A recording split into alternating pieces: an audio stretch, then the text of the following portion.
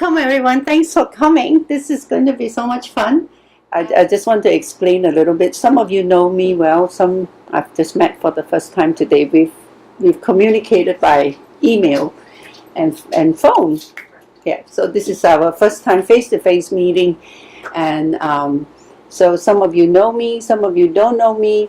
I've been really busy this year and went and taught a course in Malaysia for 5 weeks.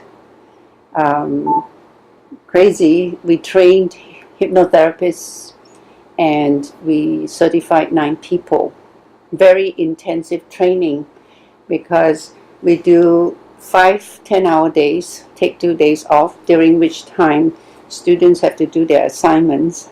And then we go 5 10-hour days, 2 days off, 5 10-hour days, 2 days off, exam, and finish. During the 2 days off, I was seeing clients. And during those days, I coughed and coughed and coughed, and I thought, it's just a cough. Then my student brought me some Chinese cough medicine, it's just a cough. So I came home, 10 o'clock that Friday morning, dropped my bags, went to see my doctor. It turned out I had 5 weeks of walking pneumonia. And then I had about a week to recover before I had to go to Orlando, Daytona Beach, to teach a 2-day workshop and speak at the conference. And then I came home. I had already arranged for a client who flew in from North Carolina, so I finished 20-hour protocol with the client. And so I just shut down for a good week.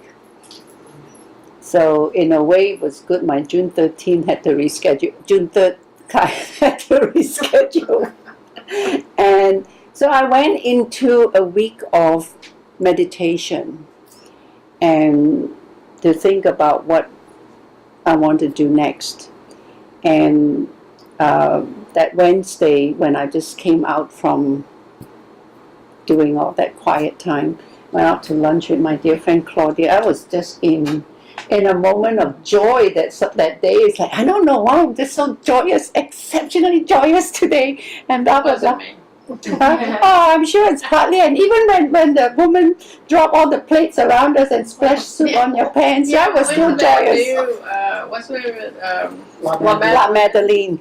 They brought us the wrong sandwich, and then anyway. And then she came and she piled up all these plates with food in them all at one time, and then she dropped them and it got all over me. It's really weird. Right. So anyway, we had a fabulous day, and must be the soup on the papads. The soup was horrible. The food was ghastly, and normally I would have sent it back. The cake was good. The cake was good. But anyway, I woke up Thursday morning and had this idea. So I went to the computer and I put all this together Thursday. And so for a lot of people, you didn't give me enough notice, blah, blah. I decided that all these years, the work I do, I truly trust the universe. All those who need to be here tonight are here. And those who can't come for whatever reason they can't come, don't need to be here tonight. So it's not about getting lots of people. I said I have 24 chairs in this room, and if it fills up and we sit on the floor, that's fine because we steam clean the carpet. Nobody wears shoes on here. But once I do something like that, if one person show, I will still have a class. Yes. After my father died, we finally dispersed his estate in pieces. Okay, in pieces. So one check, and because there are 10 of us and we're all over the world, and it has to be converted from Malaysian currency to US dollars, so it's not like huge sums of money. But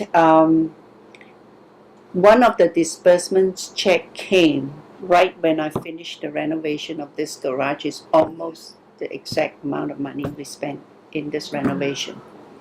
So as such, we named this the Studio of Harmony in honor of my father. If you've read it in my website, my father only had 2 years of school in his entire life.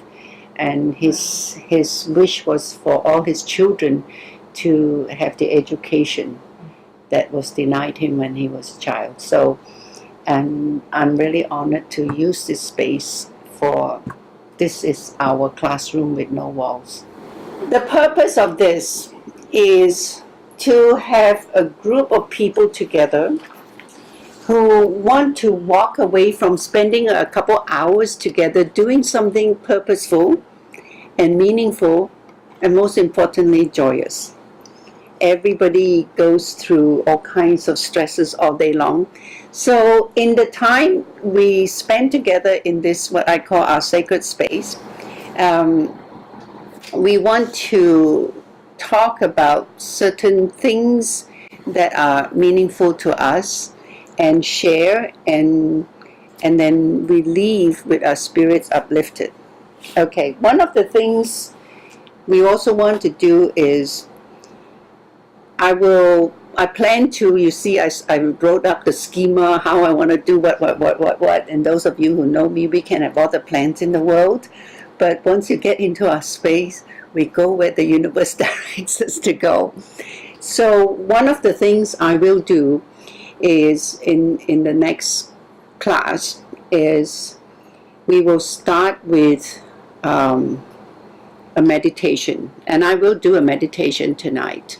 I'll share with you what meditation means and what meditation can do for us. It's not about how long you can sit. I just learned something from my monk teacher. He said, some people, they make meditation a contest. They'll come into the monastery and they'll talk about, so how long have you been doing this meditation? Oh, I've been practicing for the last 3 years. And how long can you sit? And the person says, I learned to sit for 30 minutes real quiet. It was hard to get my mind to still. And then now I'm graduating to doing 45 minutes. And then somebody said, I can sit for 3 hours. And another person said, I can sit for 10. And the monk would say, I've just sat in the cave for 3 years all by myself. and so the monk said, my teacher told me this story, and I thought it was cute. I'll share it with you. He said, if the length of time of meditation is important, then all the chickens in the world would be enlightened beings, because they can sit very quietly on their eggs for days and days and days. So in my experience, what I've learned about meditation is not how long, it's how well. And meditation, and I borrow David Kessler's description about grief, meditation is as unique as your fingerprint. Because meditation is personal, meditation is private, and meditation benefits only you, the person who does it. You can't give it away and say, let me meditate for you. I can sit here for 5 hours and do nothing, and you can go about your busy life, and I will hold you in my breast. Right? It doesn't work that way. So meditation is a self-cultivation practice, and I will teach you fundamentals. The quality of your meditative experience is yours and yours alone. And I'll talk more about that. And then every class I have chosen to share something I started. What I have started to write about a year and a half ago is what I call lessons of life, life's lessons. Lessons in life. What I have learned in my life that I did not appreciate at the time I learned it. But looking backwards now, I will be 64 this year. Looking backwards now, I can see that those things which I did not value actually have immense value in my life, and hopefully the lessons will also bring you insights into making your life more peaceful, more joyous, and more relaxed. And so my purpose in life is to make my life easy. How about that? I want an easy life. I want a relaxed life. And so notice I didn't use all those negative words like stress and anger, tension. I don't know those. We can have a whole list of those words. But in hypnotherapy, we want to speak of the things we seek rather than speak of the words, the situations we want to run away from. In life, there are two things. People seek pleasure or they want to run away from pain. Right? So if we live a happy life and a healthy life and a peaceful life, then life would be easy, isn't it?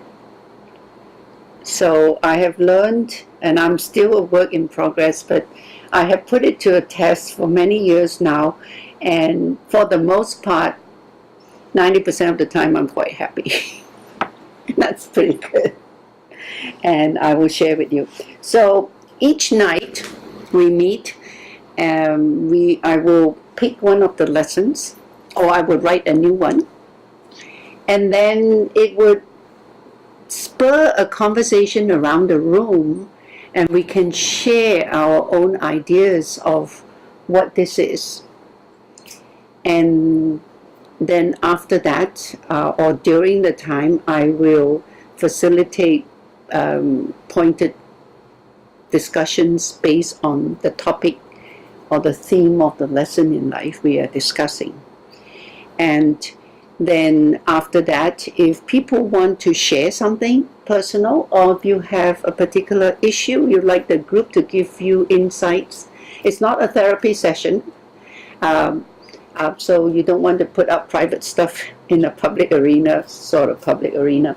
But if you want some help and say, well, I'm struggling with this, any ideas, and everybody's free to chime in, or I will chime in. So that will take us through the evening. How about that? So in that it is not a whole class of meditation formally, yet it is a whole session of meditation based on the theme. And I want to end every evening on an up note, right? Upbeat. I'm not a musician. So I want to start with the lesson, and then I'm going to end with the meditation, and we can do a slightly longer meditation because I'm going to do some instruction. So I'm going to start with looking at, this is actually taken, the Come and Find Your Quiet Center piece I want to share with you. It is actually a hymn. I found this very meaningful, and I'm not a good singer, but if you want the tune, I will hum it for you. I found the words very meaningful, so I've typed out the lyrics to share with you, because in the humdrum of our life, there's just so much stuff going on. I mean, don't you find that in this space there is harmony? We've shut out the world. We're in our own little space, even though we're right in the center of town with stuff going on. And there's this marvelous train that goes by. And I was told when we first moved here, the person who drives the train, there's a train that comes around at 1:30, and he would blast the horn especially loud because his ex-wife lives in Roanoke. I'm sure it's a joke. when I first moved here, somebody told me that, and I bought it. I find trains very comforting. I grew up, my school was next to a railroad track, and so when I moved here and I hear the train, it's somehow, the sound is very comforting, that I know that life exists, life is going on no matter what. So, what is the difference between a prayer and meditation?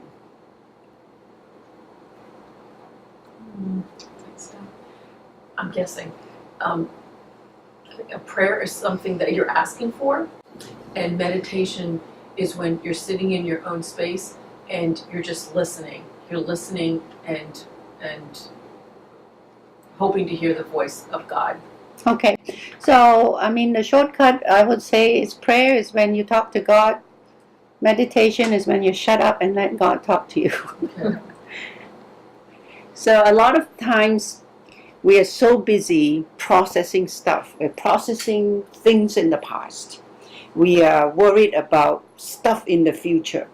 And this moment is gone.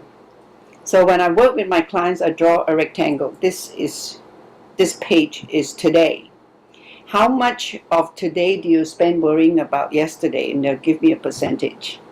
Like right now, make a decision. How much on any given day, percentage-wise, do you spend processing things already gone past?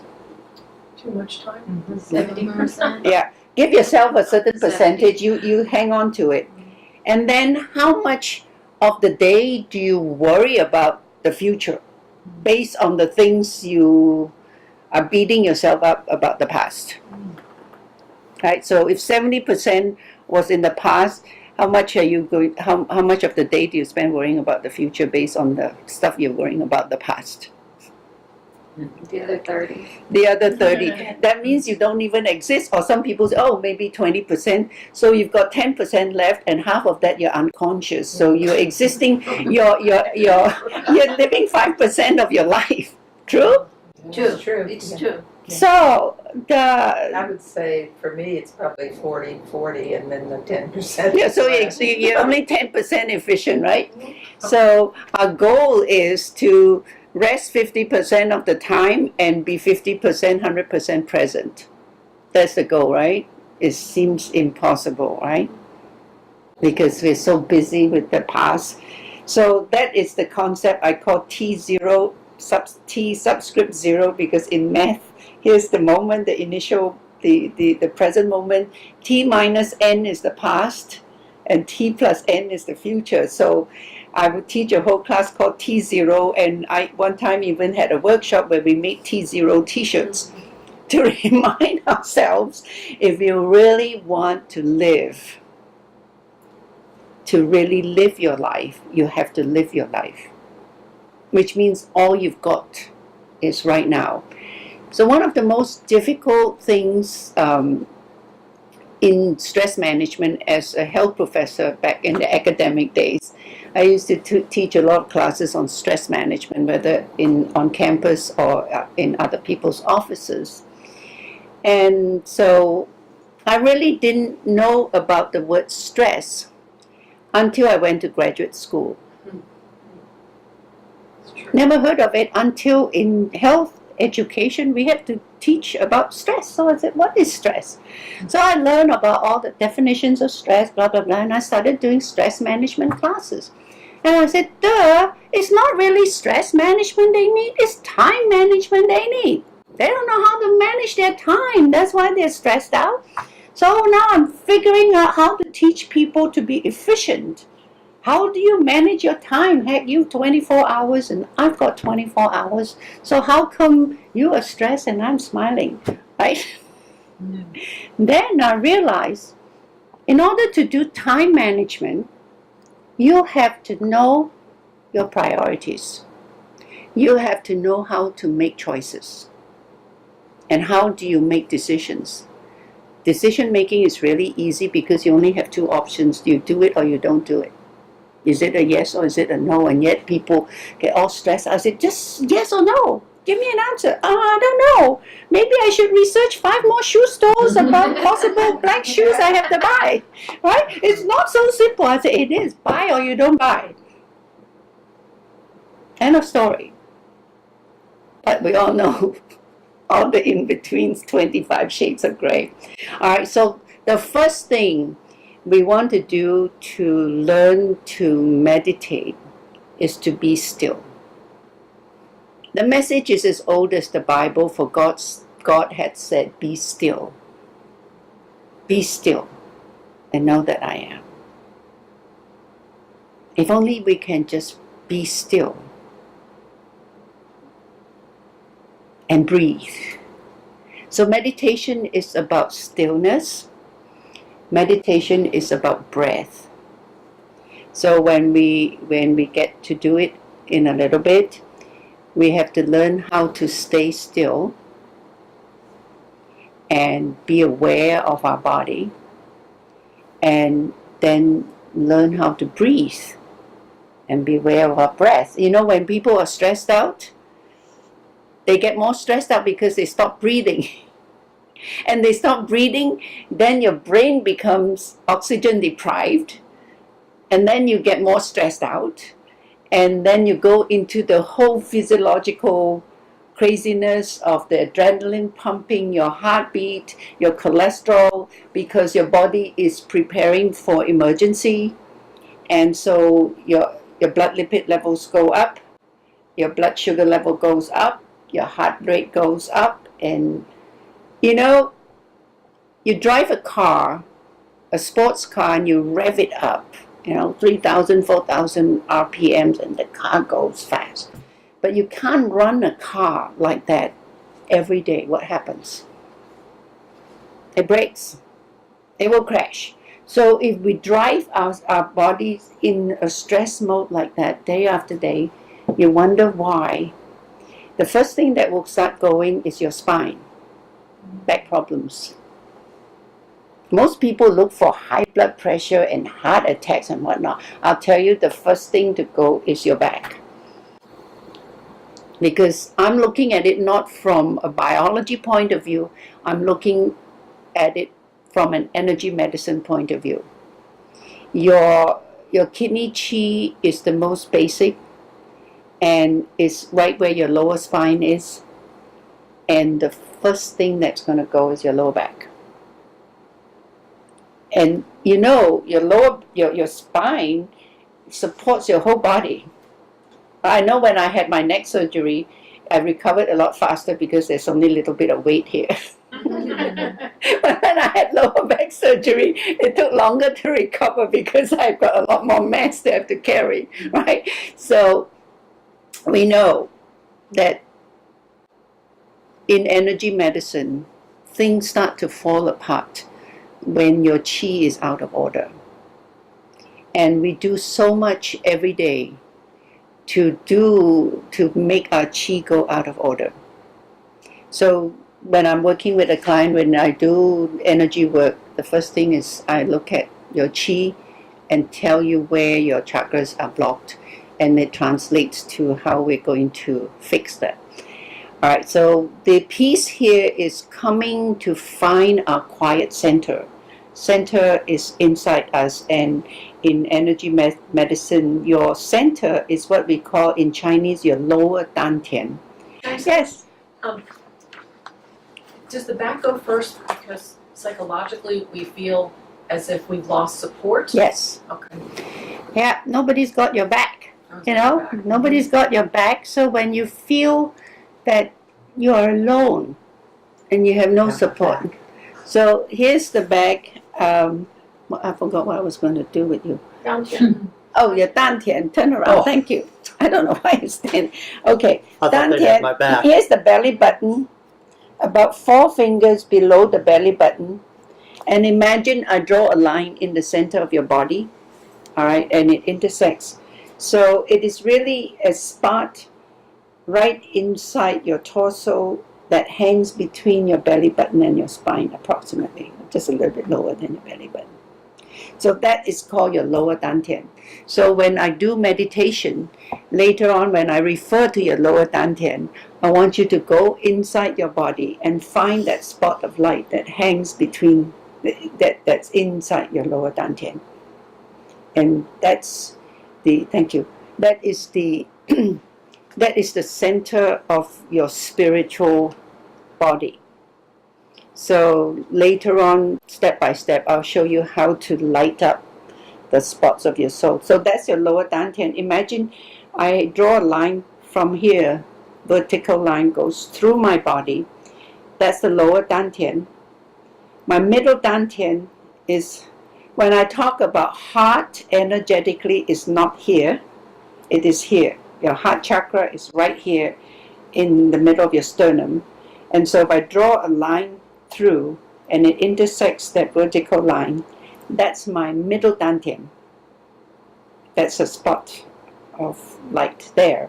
So later on when we do meditation, we're going to connect the dots. So that's it. Dot number 2. And dot number 3 is your third eye. If I draw a horizontal line and it intersects that line inside my body, okay, that's your upper dantian, right through, and it really intersects right there where your pineal gland is in your brain. It's a little thing that looks like a pine nut. That's why I call pineal gland. So those are the things, the anatomical pieces we want to work on. But good meditation is when it's good for you. Okay, so don't compare yourself with other people. It's just like back in the day when I was in food science and we're doing all this wine tasting. I said, I can tell you what a good wine is if it tastes good to me. I don't care how expensive the wine is. I don't care what other people say. If it touches my tongue and it doesn't feel good, it's a bad wine. So meditation should be comfortable. Meditation should be pleasant. And that's what I like about that. Or maybe we should do that first. So let me just kind of go through this quiet center. Meditation is about finding the quiet center. Come and find your quiet center in the crowded life you lead. Find the room and hope to enter. Find the frame where you are freed. Clearing chaos and your clutter, both physical and spiritual. Clear your eyes that you can see all the things that really matter. Be at peace and simply be. Silence is a friend who claims us, cools the heat, and slows the pace. God, it is who speaks and names us, knows our being, touches base. Now when I refer to God, I'm not talking about any religious God. I'm talking about the divine energy from which we are all derived. The universal divinity. And I'd like to adopt the word God because you spell it backwards, you spell it forwards, it's still a good word. Sure. So when we are quiet, we might be able to hear the God that's already inside us. God is inside us. We don't have to go outside to look. We don't have to find a building to look. All you have to do is go out in my garden and find a plum on the plum tree. And when you put that plum in your mouth, it is God. Making space within deep thinking, lifting shades to show the sun, raising courage when we are shrinking, finding scope for faith begun. In the spirit let us travel, open to each other's pain. Let our loves and fears unravel. Celebrate the space we gain. We're finding the space that we've never visited. There's a place for deepest dreaming. There's a time for heart to care. In the spirit's lively scheming, there is always room to spare. So when we open our hearts and expand the space from inside, we are able to embrace other people into our loving space. So when we open our hearts to loving the unlovable, to embracing the unembraceable, then we know that we're in sync with the universe. That's my take from this little piece here. The tune is quite wonderful. Next time we'll have Steve play the piano and sing to us, but the tune is, come and find your quiet center in the crowded life you lead. Find a room and hope to enter. Find a frame where you are free. Clearing chaos and your clutter.